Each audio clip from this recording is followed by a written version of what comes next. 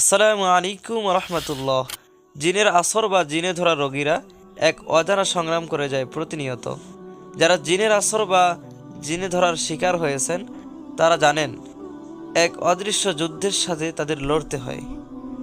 শারীরিক লক্ষণগুলো থাকে বিভিন্নভাবে, অবস্থা বড়ই কঠিন, তবে ভরসা আল্লাহর।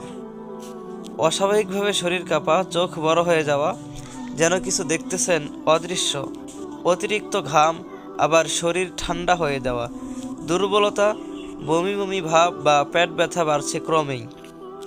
এছাড়া মানসিক ও আচরণগত লক্ষণও দেখাবে কিছু অস্বাভাবিক পরিবর্তন, রাগ বা আচরণে অস্থিরতা, অন্যরকম কণ্ঠস্বর ও জ্ঞান হারানো, নিজের বা অন্যের উপর আঘাতের প্রবণতা, রাতে অতিরিক্ত ভয় পাওয়া বা দুঃস্বপ্ন দেখা। আধ্যাত্মিক লক্ষণেও থাকে এক অদ্ভুত অনুভূতি। যখন কোরআন তেলাওয়াত বা আজান হয়, অস্বাভাবিক প্রতিক্রিয়া দেখা যায়। নামাজ, দোয়া বা কোরআন পড়া হয়ে যায় কঠিন। শরীরে অদ্ভুত ব্যথা অনুভব, কখনো কখনো নিজের উপর নিয়ন্ত্রণ হারানো।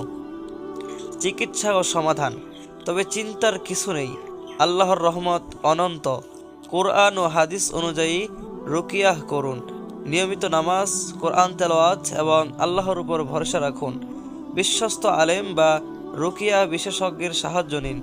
রুকিয়াহ চিকিৎসা ও পরামর্শ পেতে ইনবক্স করুন রাকি ও মুদাব্বির মোহাম্মদ রাসেল মাহমুদ। যোগাযোগ করুন স্ক্রিনে দেওয়া নাম্বারে 01315 340 215।